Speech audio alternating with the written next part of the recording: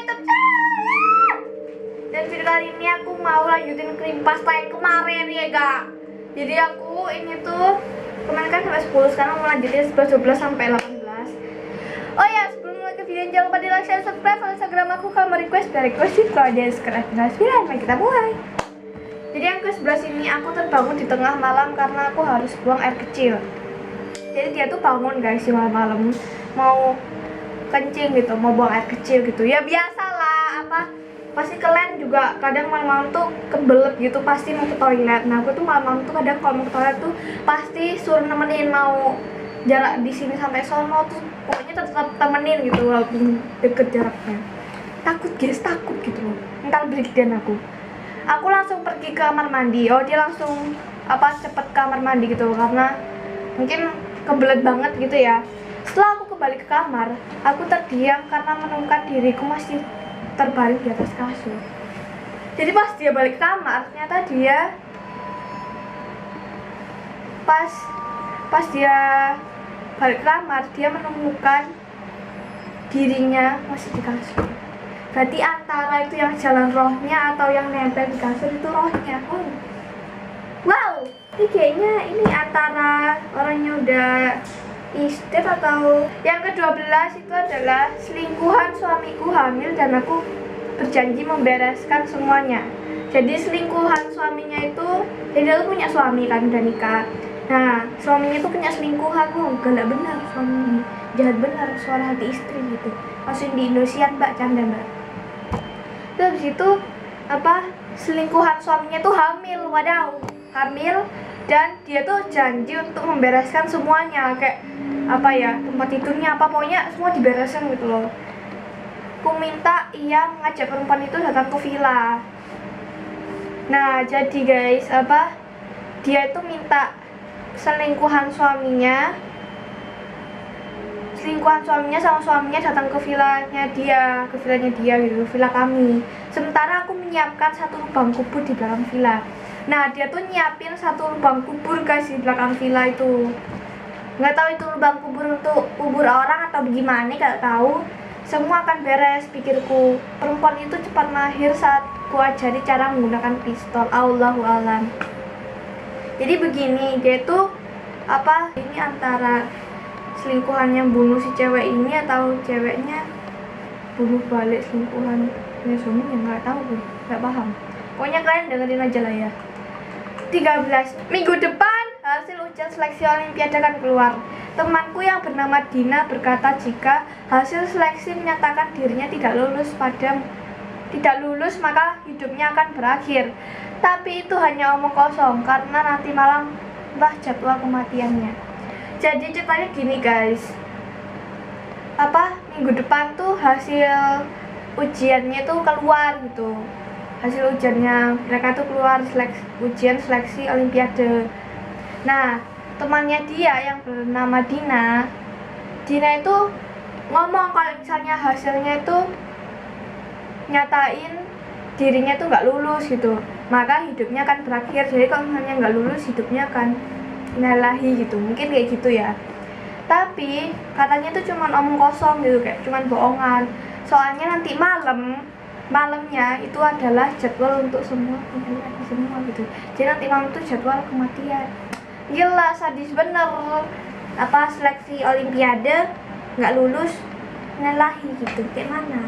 Yang ke-14 itu adalah aku adalah anak dari orang terkaya di sekolah bahkan daerahku. Terkadang aku mengajak satu temanku yang beruntung untuk ikut jamuan makan di rumahku. Sayang setelah acara selesai, mereka tak lagi pulang ke rumah dan malah menetap di lemari esku. Allah. Jadi gini, dia tuh anak orang kaya guys, anjay kaya. Anak orang kaya di sekolah terkaya, satu sekolah itu dia paling kaya. Dan di daerahnya, jadi di daerah masyarakatnya itu dia paling kaya. Nah kadang tuh dia tuh ngajak temennya yang beruntung, maksudnya temennya yang beruntung itu diajak untuk makan di rumahnya, di jamuan gitu, ikut jamuan makan di rumahnya. Tapi setelah acara selesai teman-temannya itu nggak pulang ke rumah, malah diumpetin di lemari esnya. Tahu? ini antara dibunuh atau dikutuk kagak tahu, pokoknya tetap gini, tetap di lemari esnya. Aduh, kok creepy, kagak ngerti ceritanya tapi creepy gitu loh. Yang ke-15, pasca perang nuklir semua orang di bumi menjadi botak. Anjir, kok anjir, serem, sadis. Suatu hari aku menemukan sehelai rambut panjang di makananku. Cerita singkat tapi sangat-sangat menusuk ke dalam jantung, ginjal dan usus gitu, serem banget. Jadi ini tuh pasca perang nuklir itu semua orang itu bakal jadi botak guys. Semua orang di bumi pada saat pasca perang nuklir ini tuh bakal jadi botak semua. Cuman suatu hari ini dia kan makan, terus tiba-tiba ada sehelai rambut panjang. Gimana tuh? Kan semua orang di bumi kan botak, terus rambut panjang itu rambutnya sampai. Positif thinking aja ya, mungkin dia punya kucing gitu, terus bulunya panjang gitu, terus nempel di makanannya. Positif thinking aja gitu. Terus yang ke-16, lekasku masuk dan menyiram dahaga dengan setengah gelas air di atas meja. Jatuh tersungkur, ternganga dan berbusa. Tak kusangka di bawah meja ada ayahku terkapar biru. Astaga, kami menelan racun yang sama. Jadi dia tuh pokoknya minum setengah gelas air guys di atas meja, terus jatuh tersungkur, entah airnya atau apanya, ternganga dan berbusa. Terus gak disangkanya di bawah mejanya itu ada ayahnya. Nah ternyata pokoknya intinya mereka itu menelan racun yang sama, entah itu dari minumnya atau apa gitu. Cuman ini sedikit misteri ya, siapa yang ngasih racun gitu, kagak ada itunya kode-kode. Kayaknya sih antara ayahnya atau anaknya sih, tapi gak tahu lagi. Yang ke-17, mereka selalu menjuluki aku dengan si cupu atau si jelek. Karena aku kesal aku buat saja mereka dijuluki almarhum. Jadi dia tuh sering dibully guys, dikatain cupu lah, jelek lah gitu.